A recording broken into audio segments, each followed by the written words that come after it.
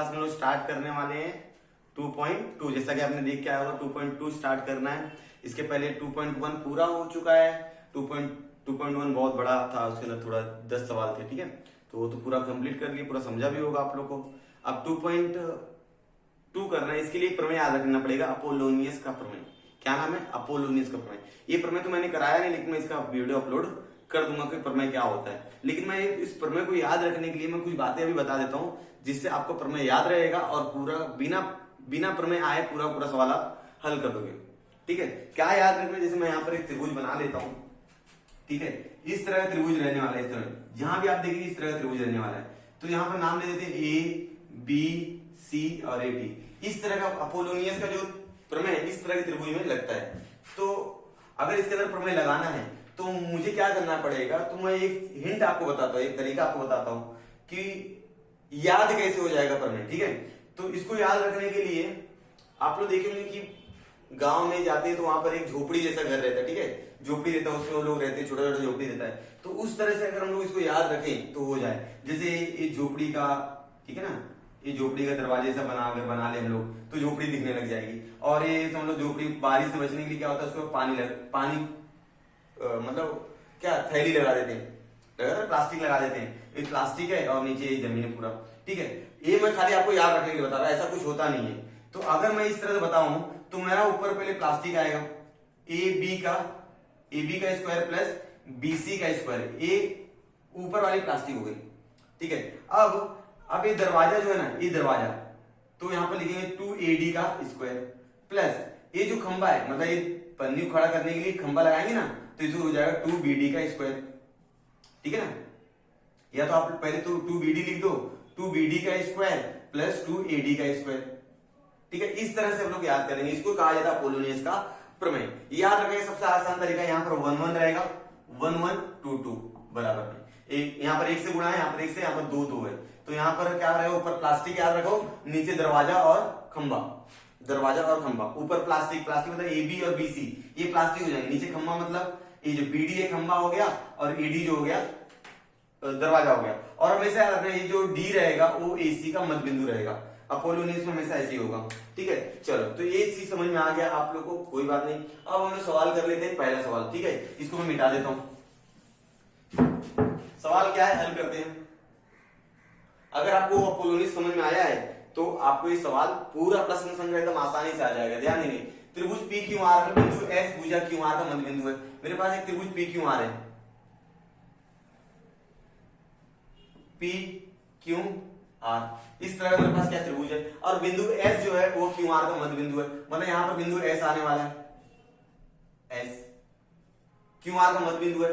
PQ का मान हमारे पास कितना 11 है, PR का मान कितना हमारे पास 17 है, PS का मान हमारे पास 13 है। हमको क्या निकालना है, QR निकालना है, Q से लेकर R की दूरी निकालनी है। मेरी बात ध्यान सुनो, ये जो त्रिभुज है वो अपोलोनियस जैसा दिख रहा है, झोपड़ी जैसा दिख रहा है, तो मैं इधर अपोलोनियस का प्रमेय लगाऊंगा, QS निकल जाएगा। ठीक है, QS निकालने के बाद इसका मैं डबल कर दूंगा और मुझे QR निकल जाएगा। QS का डबल हो जाएगा ना QR। ठीक है, तो मैं यहां पर बोलता हूं त्रिभुज PQR में बिंदु S यह भुजा QR का मध्य बिंदु है, ये तो लिखा हुआ है ना। ठीक है, मध्य बिंदु है, इसलिए मैं क्या बोलूंगा, QS बराबर रहेगा SR के। QS जो है वो SR के क्या रहेगा, बराबर रहेगा। और यहाँ पर जो जो मान दिया गया वो मान लीजिए, PQ बराबर 11 दिया है, PR बराबर 17 दिया है और PS बराबर 13 दिया है, और आपको निकालना है QR। अच्छा, ये लिखने से क्या फायदा हो जाता है कि हमको बार बार क्वेश्चन नहीं देखना पड़ता, प्रश्न नहीं देखना पड़ता, क्योंकि हमने यहाँ पर ये सारी चीज लिख दी है, हमको प्रश्न देखने की जरूरत नहीं है। अब जो भी काम है यहाँ पर करते जाइए और आंसर आ जाएगा। तो हम लोग क्या बोले, त्रिभुज PQR में कौन सा प्रमेय लगाने वाले हैं, अपोलोनियस के प्रमेय से। बहुत इंपॉर्टेंट प्रमेय है, मतलब प्रमेय तो नहीं आता है लेकिन प्रमेय को ऊपर सवाल आते हैं पेपर में प्रमेय नहीं पूछता ज्यादा, अभी तो पूछा नहीं गया है। तो अभी क्या हो जाएगा, प्लास्टिक मतलब QP का स्क्वायर प्लस PR का स्क्वायर बराबर, अब ये बताइए PS, 2PS का स्क्वायर प्लस 2QS का स्क्वायर। बहुत लोग क्या करते हैं मालूम है, यहाँ पर 2 लगाते ही नहीं है। अगर आप 2 नहीं लगाओगे ना तो आंसर गलत आएगा। याद रखिएगा यहाँ पर 1 1 2 2, ये याद रखना, बहुत आसान तरीका बता रहा हूं मैं। तो PQ का मान कितना हमारे पास 11, 11 का वर्ग प्लस PR का मान कितना 17, 17 का वर्ग बराबर 2, PS का मान कितना 13, 13 का वर्ग हो जाएगा प्लस 2 QS का स्क्वायर। ठीक है यहाँ तक बच्चों? ठीक है, अब 11 का वर्ग होता है 121 और 17 का वर्ग होता है 289। ठीक है, आप लोग 17 गुणे 17 कर लेना, 2 गुणे 13 का वर्ग हो जाएगा 169 प्लस 2 QS का स्क्वायर।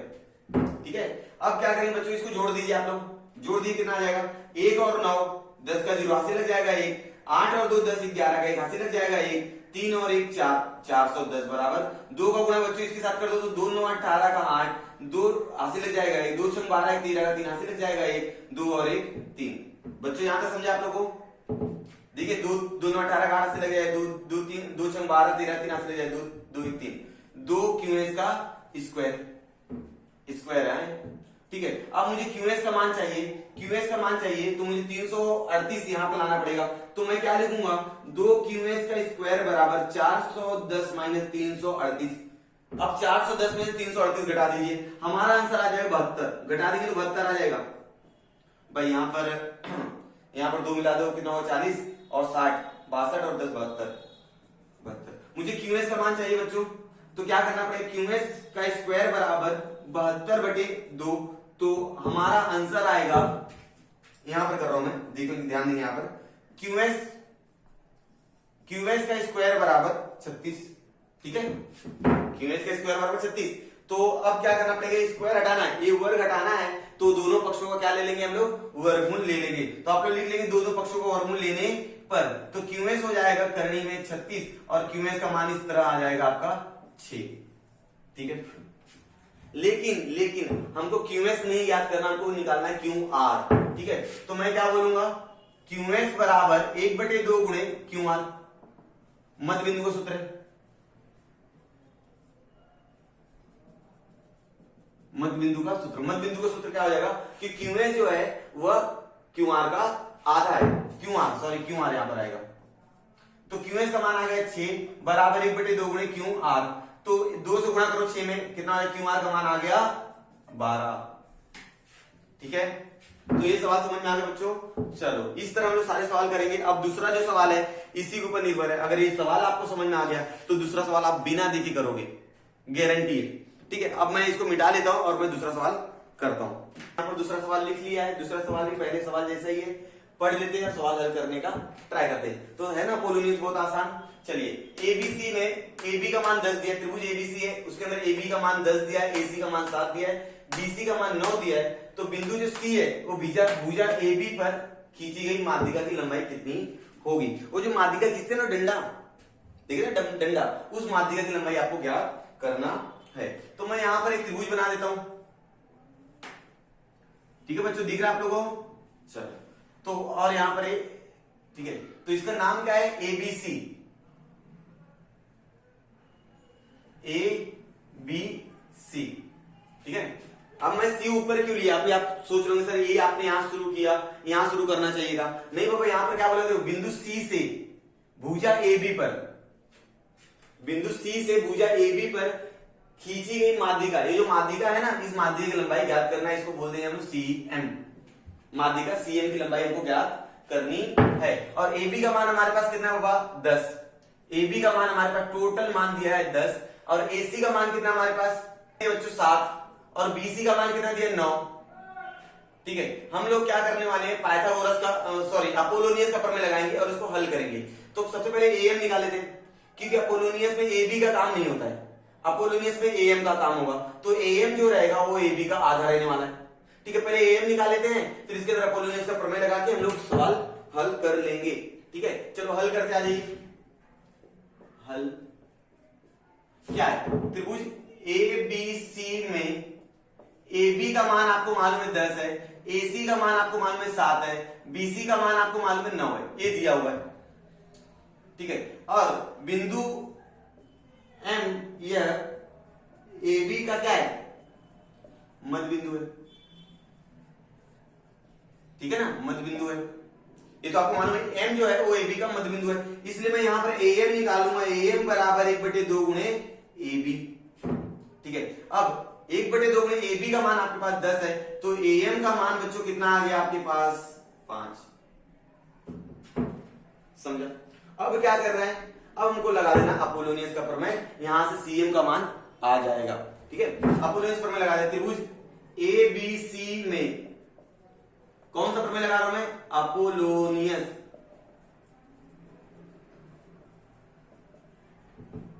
अपोलोनियस का प्रमेय बच्चों क्या होता है अपोलोनियस का प्रमेय, पहले प्लास्टिक AC CB, AC का स्क्वायर प्लस CB का स्क्वायर, फिर क्या आ जाएगा, अब ये माध्यिका 2CM का स्क्वायर, 2CM का स्क्वायर प्लस 2AM का स्क्वायर।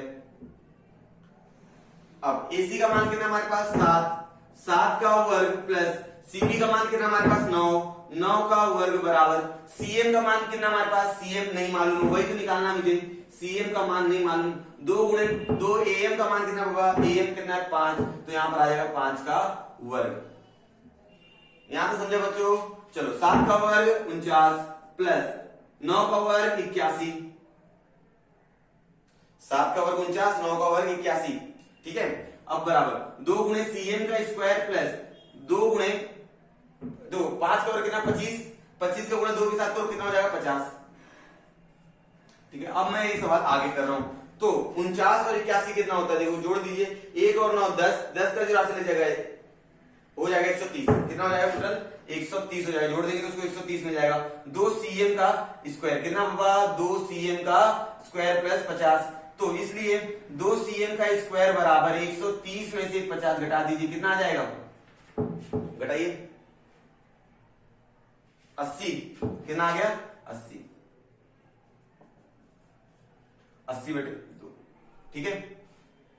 अब 80/2 कितना, CM का स्क्वायर बराबर 40, अब 40 का वर्गमूल निकालना हमको, ठीक है, दोनों पक्षों का वर्गमूल लेने पर, तो करनी में जाएगा 40, 40 का वर्गमूल है नहीं हमारे पास, ठीक है, 40 का वर्गमूल हमारे पास है क्या, तो 4 गुणे 10 लिख देंगे, ठीक है। तो CM 4 का वर्गमूल कितना आएगा, 2 बाहर आया, करनी बच जाएगा 10, CM 2 करनी में 10, कितना आ गया आंसर, 4 का वर्गमूल 2 बाहर आ गया, तो CM का मान होगा 2 करनी में 10। इस तरह माध्यिका की लंबाई, तो क्या लिखेंगे हिंदी में, बिंदु C से भुजा AB पर, बिंदु C से भुजा AB पर खींची गई माध्यिका की लंबाई 2 करनी में 10 है। तो इस तरह हमारा दूसरा सवाल फिनिश हुआ, खत्म हुआ। अब हम करेंगे तीसरा सवाल, सवाल हो गया हमारे पहला और दूसरा, अब हम लोग करेंगे तीसरा सवाल, ठीक है। तीसरा सवाल मैंने यहाँ पर लिख के रख लिया है, इसको क्या करना है, सिद्ध करना है। तो आकृति में रेख PS त्रिभुज PQR की माध्यिका है, जो PS है वो PQR की क्या है, माध्यिका, मतलब S जो रहेगा वो QR का क्या रहेगा, मध्य बिंदु रहेगा, ठीक है। इसके पहले वाले दोनों सवाल में समझा होगा आपको। तो PT लंब है, ये जो PT है वो QR पर क्या है, लंब है, यहाँ पर 90 का कोण दिख रहा है, तो सिद्ध कीजिए PR का स्क्वायर, देखो PR का स्क्वायर बराबर PS का स्क्वायर प्लस QR का स्क्वायर गुणे ST प्लस QR/2 का स्क्वायर, ठीक है। अब नीचे क्या है, PQ का स्क्वायर, क्या है, PQ का स्क्वायर बराबर PS का स्क्वायर, क्या है, PS का स्क्वायर, PS का स्क्वायर माइनस QR का स्क्वायर गुणे ST प्लस QR/2 का स्क्वायर। दोनों हल जो समान ही है, देखो दोनों का राइट हैंड साइड देखो, दायां पक्ष देखो समान है, खाली क्या है यहाँ पर माइनस है, बाकी सब में क्या प्लस है, और यहाँ पर PR है और PQ है। तो PR अगर देखूं मैं PR, तो ये क्या है, कर्ण है, क्या है, कर्ण है, कर्ण है, मतलब PR में कहीं ना कहीं पाइथागोरस प्रमेय लगने वाला है। और एक बात और ध्यान से देखना, PQ ये भी तो एक कर्ण है ना, तो यहाँ पर भी पाइथागोरस प्रमेय लगने वाला है, मतलब 2 बार, कम से कम 2 बार पाइथागोरस प्रमेय लगेगा, ठीक है। और बच जाता है एक और त्रिभुज, अंदर देखो यहाँ पे एक त्रिभुज और है, ये देखो यार PTS, इसके अंदर पाइथागोरस प्रमेय लगेगा। तो हम लोग पाइथागोरस प्रमेय से इसको क्या करेंगे, हल करने का प्रयास करेंगे। एक बात याद रखो मेरी, जो बिंदु S है, बिंदु S यह QR की भुजा QR का क्या है, मध्य बिंदु है, हाँ जी मध्य बिंदु है ना। तो मध्य बिंदु के हिसाब से QS बराबर हो जाएगा SR के, QS जो है वो SR दोनों क्या रहेंगे, बराबर रहेंगे, यहां तो समझता है। लेकिन एक चीज और होगी, QS बराबर SR बराबर 1/2 गुणे QR, मतलब ये दोनों जो रहेंगे वो QR का क्या रहेगा, आधा रहेगा, ठीक है, एक QR का आधा रहने वाला है। अब मेरी बात ध्यान सुनना, PTS में पाइथागोरस प्रमेय लगा दीजिए आप, PTS में त्रिभुज PTS में पाइथागोरस प्रमेय। कौन सा प्रमेय लगा रहा हूं मैं? पाइथागोरस का प्रमेय लगा रहा हूं मैं। तो लगा देते पाइथागोरस प्रमेय पीटीएस में। तो क्या हो जाएगा? पीएस का स्क्वायर बराबर पीटी का वर्ग प्लस टीएस का वर्ग। इसको समीकरण नंबर 1 दे दीजिए आप। इसका उपयोग होने वाला है, कहीं ना कहीं उपयोग होने वाला है। अब ध्यान देंगे थोड़ा सा, पीटीआर में पाइथागोरस प्रमेय लगाएंगे, इसमें पीटीआर में। अब त्रिभुज पीटीआर में पाइथागोरस प्रमेय, पीटीआर में पाइथागोरस प्रमेय लगेगा तो क्या हो जाएगा? पीआर का स्क्वायर बराबर पीटी का स्क्वायर प्लस क्या आ जाएगा? टीआर का स्क्वायर। ठीक है ना? पीआर क्या करना है? ये पहली भुजा हो गई और ये दूसरी भुजा हो गई। अब टीआर देखो ना, टीआर दो चीज से मिलकर बना, टीएस प्लस एसआर। तो मैं क्या लिख रहा हूं? ध्यान से देखते जाइए बच्चों। पीआर का स्क्वायर बराबर पीटी का वर्ग प्लस टीआर को मैं क्या लिख सकता हूं स्टूडेंट? टीएस और एसआर, टीएस प्लस एसआर। ठीक है बच्चों? टीआर जो है वो टीएस और एसआर के बराबर है। क्यों? क्योंकि टीएसआर एक ही रेखा पर है। ठीक है ना? एक ही रेखा पर है। समझा? अब ध्यान से देखो, यहां समझा आप लोग? चलो अब ध्यान दो, पी आर का स्क्वायर बराबर पीटी का स्क्वायर। अब यहां पर लग जाएगा, क्या लग जाएगा बोलिए? यहां पर लगे a प्लस बी का होल स्क्वायर। ए प्लस बी का होल स्क्वायर क्या होता है बच्चों? a का square plus 2ab plus b का स्क्वायर। तो यहां पर वही चीज लगने वाला है। तो क्या हो जाएगा? ts का स्क्वायर प्लस 2ts गुणे sr, ठीक है, प्लस sr का स्क्वायर। ठीक है? यहां पर मैं फॉर्मूला लगा दिया है। यहां ध्यान दो, pt plus ts, pt plus ts क्या है? pt प्लस ts की जगह मैं क्या लिखूंगा? ps लिख दूंगा। ठीक है?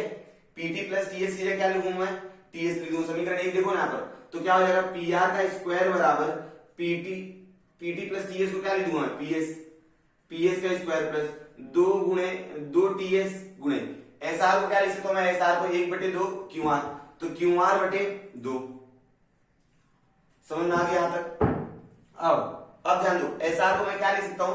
QR, मतलब 1/2 गुणे QR, मतलब QR बटे 2, QR बटे 2 का स्क्वायर। यहां तक समझा आप लोगों को? सबका मान रख दिया बस। ठीक है? ध्यान देंगे एकदम अच्छे से। तो इसको अगर 1 नंबर दे देंगे और इसको 2 नंबर दे देंगे तो यहां पर समझेगा 1 और 2 से, मतलब 1 और 2 आप जब देखे तो आपको वहां से ये आंसर आपको मिला है। ठीक है? अब क्या होने वाला है ध्यान देंगे बच्चों लोग, ये 2 कैंसिल हो जाएगा। ठीक है? ये 2 क्या हो जाएगा? कट जाएगा और हमारा आंसर क्या आने वाला है? तो पी आर का स्क्वायर बराबर पी एस का स्क्वायर प्लस टी एस गुणे Q R plus Q R बटे 2 का स्क्वायर, क्यू आर बटे 2 का स्क्वायर। अब ये लाइन को देख सकते हो आप लोग इसकी जैसे, ये पहला है, पहला वाला साध्य हो गया। देखो पी आर का square P S TS Q R चलेगा, टीएस क्यू आर। अब क्यू आर बटे 2, इसलिए क्या हो गया आपका? साध्य नंबर 1 हो गया। समझे बच्चे लोग? हाँ चलो, इतना समझ में आ गया। अब हम लोग करने वाले हैं इसको हल करेंगे। तो पीटीआर का उपयोग करके मैंने पहला वाला हल किया, तो पीटीक्यू का उपयोग करके मैं दूसरा वाला हल करूंगा। मैं इसको क्या करने जा रहा हूं? मैं रफ करने जा रहा हूं, मिटाने जा रहा हूं, और आप लोग स्क्रीनशॉट लेकर इसको लिख लेंगे। तो अब क्या करना है? पीटीक्यू दिख रहा है आपको? पीटीक्यू, इसके अंदर क्या लगाना है? पाइथागोरस प्रमेय लगा लीजिए। पाइथागोरस प्रमेय पीटीक्यू में पाइथागोरस प्रमेय से क्या हो जाएगा? पीक्यू का स्क्वायर बराबर पीटी का स्क्वायर प्लस टीक्यू का स्क्वायर, ये फॉर्मूला लगेगा। हाँ, अब पीक्यू का स्क्वायर प्लस पीटी का स्क्वायर प्लस, अब देखो बच्चों ये जो टीक्यू है, टी से लेकर क्यू, ये कैसे मिलेगा? टीक्यू का मान कैसे आएगा?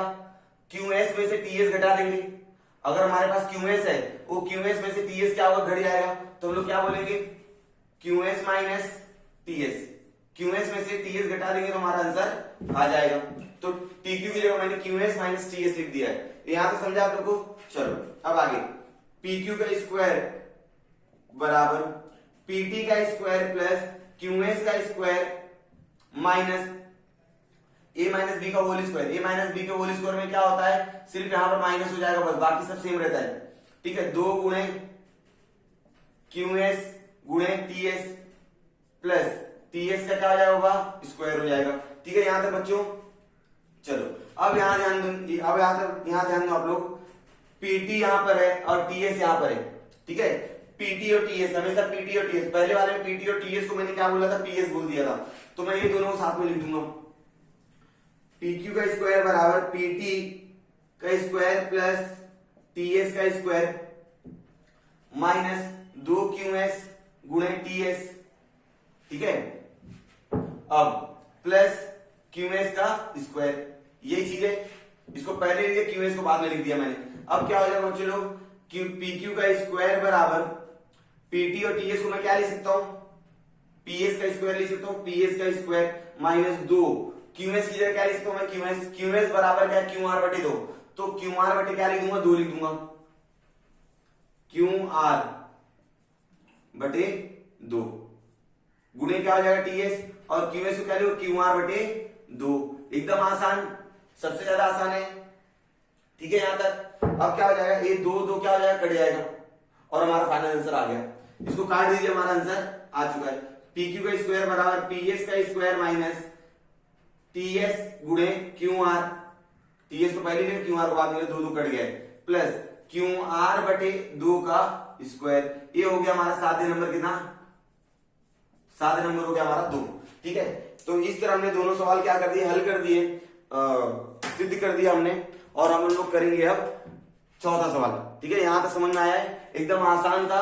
पहले तो छोटे वाले त्रिभुज में आपने पाइथागोरस प्रमेय लगा दिया, देखो यहाँ पर PT और TS, तो दोनों में PT और TS की जगह PS रखना, ये याद रखना, और यहाँ पर QR और SR बराबर 1/2 गुणे क्या है, QR है, तो ये भी याद रखना, जहां जहां QS और SR दिखेगा उसको आप लोग क्या करेंगे, QR बटे 2 से क्या करेंगे, हटा देंगे, बदली कर देंगे, तो हमको आंसर आ जाएगा। और बहुत ज्यादा आसान है। इस तरह हम लोग अब करने वाले हैं चौथा सवाल। हमारे 3 सवाल हो चुके हैं, अब हम लोग करेंगे चौथा सवाल। ठीक है, चौथे सवाल में क्या बोला गया है, BC का मान ज्ञात करना। फिर से आपको कौन सा प्रमेय लगाना है, अपोलोनियस।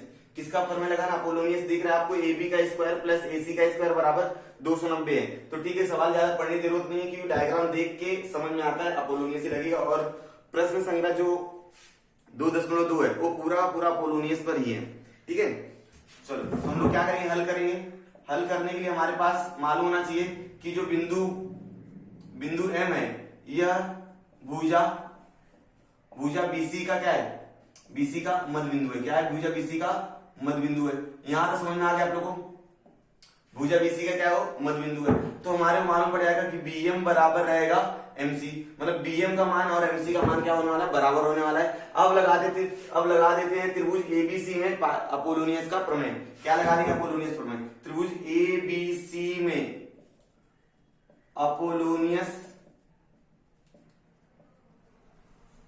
के प्रमेय से, कौन सा प्रमेय लगा रहा हूं मैं, अपोलोनियस का प्रमेय लगा रहा हूं। ठीक है, समझ में आ गया यहां तक। अब अपोलोनियस का प्रमेय क्या बोलता है, यदि मैं आपको याद है, मैंने एक झोपड़ी जैसा एक एग्जांपल बताया है कि भाई प्लास्टिक का स्क्वायर मतलब AB और AC का स्क्वायर, तो क्या हो जाएगा, AB का स्क्वायर और AC का स्क्वायर। जो मैंने झोपड़ी एग्जांपल बताया खाली आप समझाने के लिए, ठीक है, ऐसा कुछ होता नहीं है।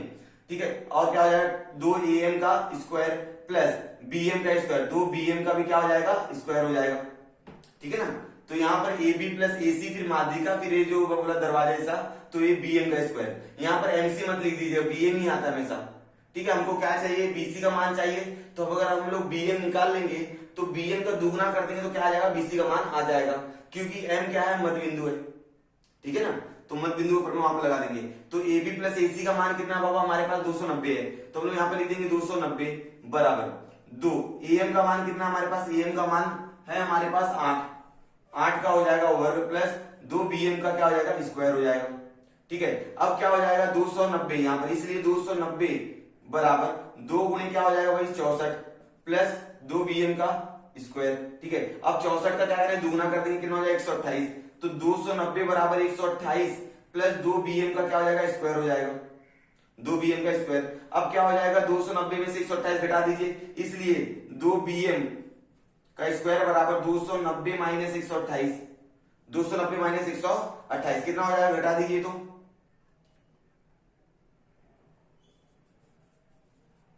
घटाइए, 10 में से 8 जाएगा 2, और 9 में से मतलब 8 में से 2 जाएगा 6, और 2 में से 1 जाएगा 1, 162 आएगा। कितना आएगा? 162। इसलिए मैं क्या बोलूंगा, bm का स्क्वायर निकालने के लिए मुझे, मतलब bm का मान निकालने के लिए 162/2 करना पड़ेगा, जो कि इसका आंसर आएगा bm का स्क्वायर बराबर 81।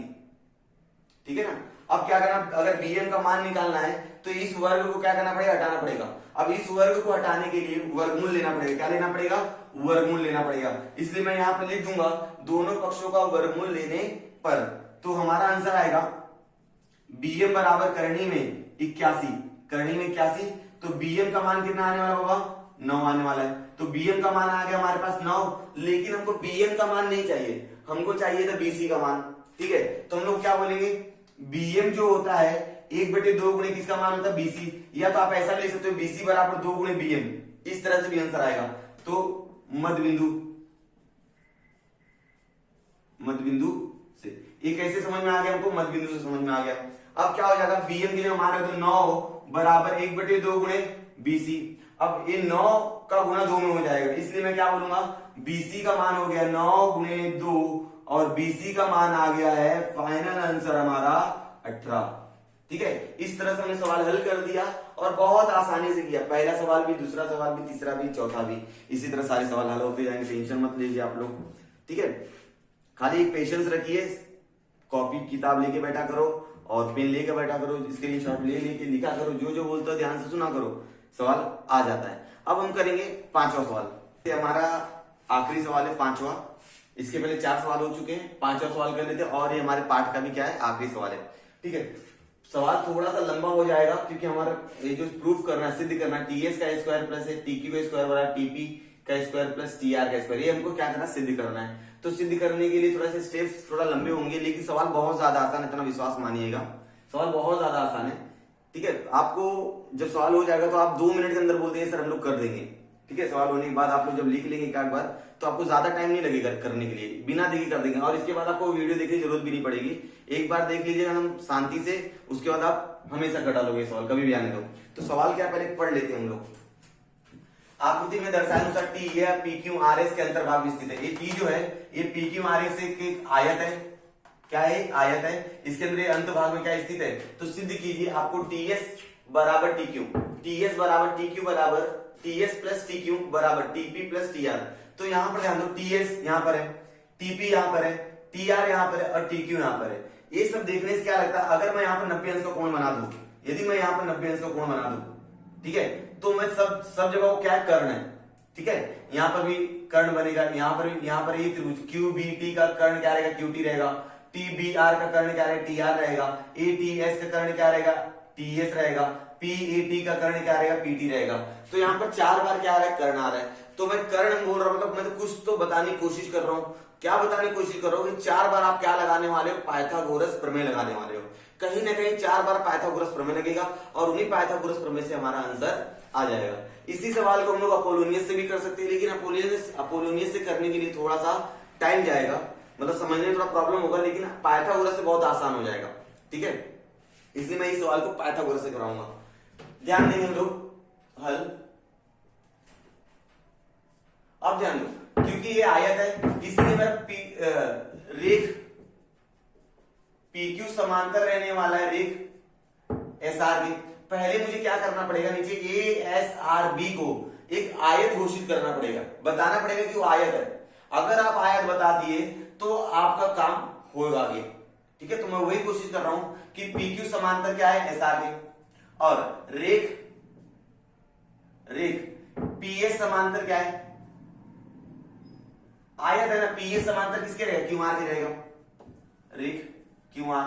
ठीक है, इसी तरह AS समांतर हो जाएगा रेख AS समांतर रेख QR, सॉरी BR।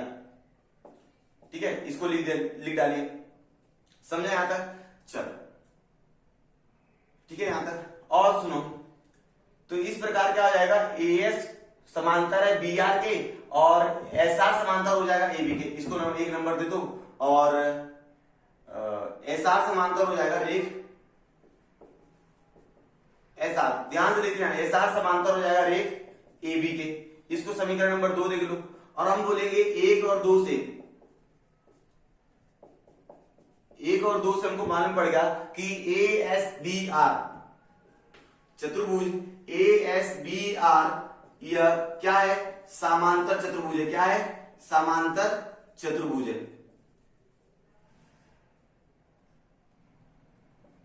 समांतर चतुर्भुज है। लेकिन चूंकि यहां पर ए एस आर 90 अंश हो जाएगा, क्योंकि पूरा आयत है ना, तो ए एस आर क्या हो जाएगा, 90 अंश का कोण हो जाएगा। इसलिए ए एस आर बराबर P S R, sorry P S R बराबर 90 अंश। इसलिए मैं पी एस आर की जगह मैं लिख दूंगा ए एस आर, ठीक है ना। ए एस आर बराबर कितना हो जाएगा, 90। इसलिए चतुर्भुज ए एस बी आर यह आयत हो जाएगा, होगा। क्यों होगा, जिस समांतर चतुर्भुज में एक कोण 90 अंश का हो जाए, जिस समांतर चतुर्भुज का एक कोण 90 अंश का हो, वह चतुर्भुज क्या बन जाएगा, वह चतुर्भुज आयत होता है। क्या होता है, आयत। अगर समांतर चतुर्भुज का कोण 90 अंश का हो जाए तो चतुर्भुज बन जाएगा आयत। इसलिए मैंने चतुर्भुज क्या हो गया, आयत हो गया। तो ए एस बी आर क्या बन गया, आयत बन गया। ठीक है।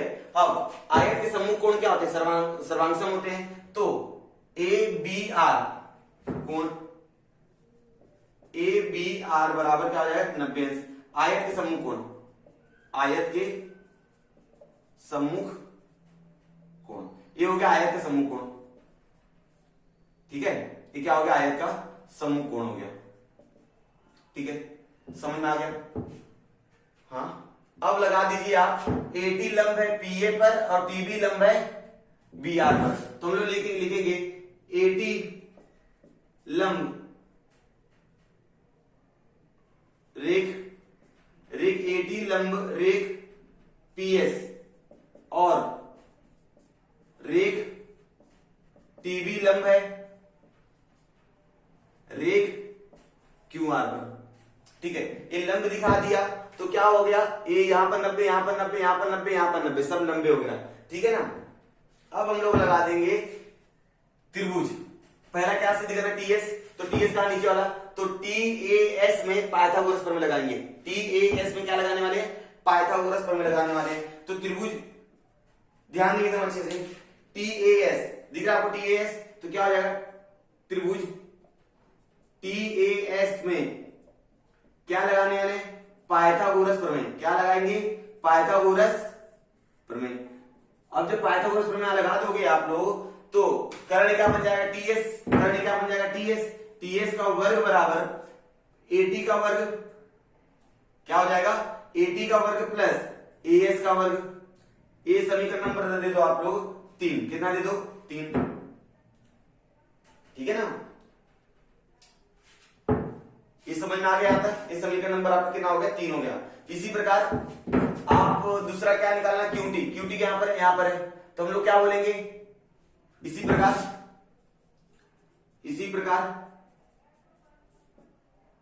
त्रिभुज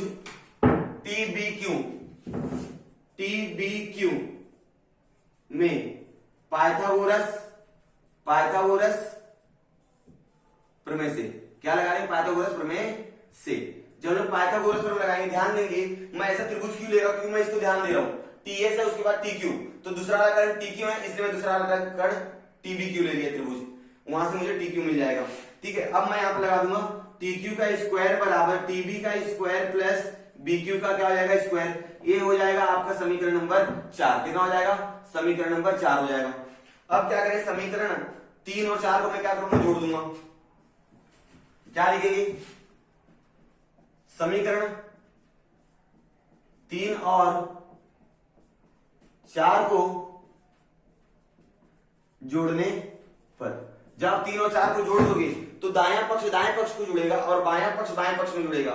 टीएस और टीक्यू जुड़ जाएंगे, तो क्या हो जाएगा, टीएस का स्क्वायर प्लस टीक्यू का स्क्वायर बराबर क्या हो जाएगा भाई, 80 का स्क्वायर प्लस एएस का स्क्वायर प्लस टीबी का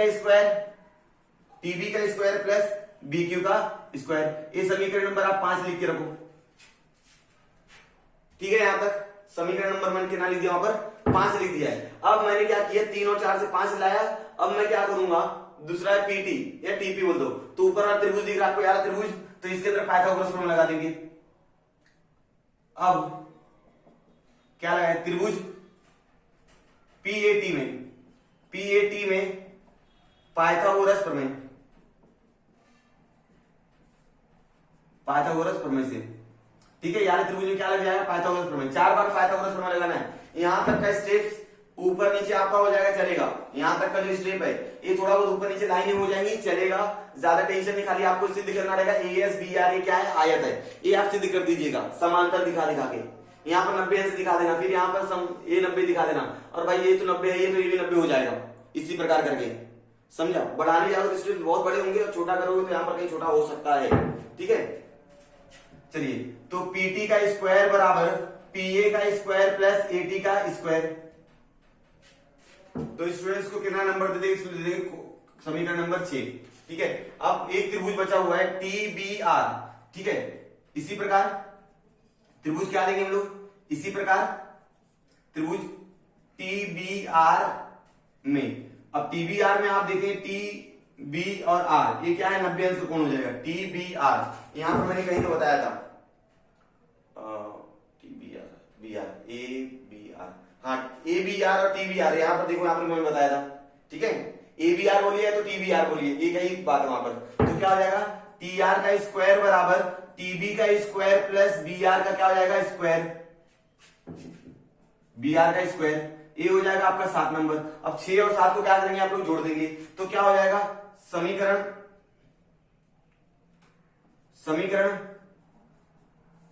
6 और 7 को जोड़ने पर, समीकरण 6 और 7 को क्या करें हम लोग, जोड़ रहे हैं, तो क्या हो जाएगा, PT plus T R, PT का स्क्वायर प्लस टी आर का स्क्वायर बराबर में क्या आएगा, पीए पीटी पीए एटी, पीए का स्क्वायर प्लस एटी का स्क्वायर बराबर टीबी का स्क्वायर प्लस बी आर का क्या हो गया, स्क्वायर हो गया। ये समीकरण नंबर आपका कितना हो गया, 8। कितना हो गया, 8 नंबर हो गया। ठीक है, यहां तक, हाँ स्टूडेंट, यहां तक समझा है। चलो, तो अब क्या करना है, अब क्या करना, ध्यान देंगे। अब समीकरण नंबर 5 और समीकरण 8 को, ये दोनों क्या करेंगे, लोग जोड़ेंगे। बाकी सारा चीज हो चुका है, अब सिर्फ बचा क्या, समीकरण 5 और समीकरण 8 को जोड़ देंगे। तब हमको क्या मिलेगा, टीएस, मतलब दोनों को बराबर में रखना है। ठीक है ना, दोनों को बराबर में रखेंगे और आंसर हमारा आ जाएगा। समझे यहां तक? अच्छा, समीकरण 5 और 8 को जोड़ना नहीं है। ठीक है, जोड़ना नहीं है। टीएस बराबर टीए टी क्यू। अब दोनों समीकरण पीटी देख लो, पीए है क्या यहां पर, पीए को मैं क्या लिखता हूं, पीए को बीक्यू लिख सकता हूं। ठीक है ना, एटी बराबर क्या हो जाएगा, एटी है यहां पर, हाँ एटी है, पीए को मैं बीक्यू लिख सकता हूं। तो पीटी का स्क्वायर प्लस टीआर का स्क्वायर बराबर पीए बराबर किसके, पीए किसके बराबर, बीक्यू के बराबर है, तो यहां पर आएगा बीक्यू का स्क्वायर प्लस एटी का स्क्वायर प्लस टीबी का यहां पर टीबी, तो टीबी तो यहां पर भी है, टीबी का स्क्वायर प्लस अब बीक्यू, तो यहां पर बीआर की जगह एएस लिख सकता हूं मैं, एएस का स्क्वायर। ठीक है, देखा आपने, बीक्यू की जगह मैंने क्या लिख दिया, मतलब बीक्यू लिख दिया यहां पर। अब समीकरण 8 देखो आप लोग, ये समीकरण नंबर रहेगा 8, समीकरण नंबर कितना बन गया, 8। समीकरण नंबर 5 और 8 से क्या लिखेंगे, समीकरण 5 और 8 से, समीकरण 5 और 8 से क्या मालूम पड़ा कि इसका देखो राइट हैंड साइड बराबर है, देखो दायां पक्ष दोनों बराबर है। दायां पक्ष जब बराबर रहेगा तो बायां पक्ष भी क्या हो जाएगा, बराबर हो जाएगा, इसलिए क्या हो गया, 7 हो गया। टीएस का स्क्वायर टीक्यू का स्क्वायर बराबर टीपी का स्क्वायर प्लस टीआर का स्क्वायर। 7 ज्यादा कठिन नहीं था, 2-4 बार पाइथागोरस प्रमेय लगा लिया, ये लगा के रखा हुआ मैंने। अब यहां पर क्या किया है, ये पीए को, ये जो पीए है ना पीए, ये पीए को चेंज किया है बीक्यू के साथ। मतलब जहां पर पीए था वहां पर मैंने बीक्यू लिख दिया है, क्योंकि पीए और बीक्यू क्या रहेगी, सर्वांश में आयत है ना, ठीक है ना, आयत है, तो पीए पीक्यू समांतर रहेगा। और बीआर की जगह मैंने क्या लिखा, बीआर बराबर है एएस के। बीआर किसके बराबर है, एएस के। तो मैंने यहां पर बीआर की जगह पर एएस लिखा, ठीक है। अब अगर मैंने ये साइड देखनी है, दिख रहा होगा आपको, 1 मिनट, अगर मैं ये वाली साइड देखूं और ये वाली साइड देखूं तो दोनों का दायां पक्ष क्या है, बराबर दिख रहा है। जब दायां पक्ष दोनों बराबर हो जाएगा तो बायां पक्ष अपने आप बराबर हो जाएगा। इस तरह मैंने समीकरण 5 और 8 को देखा और मुझे हल मिल गया। इस तरह से हमारा 5वां सवाल पूरा हुआ।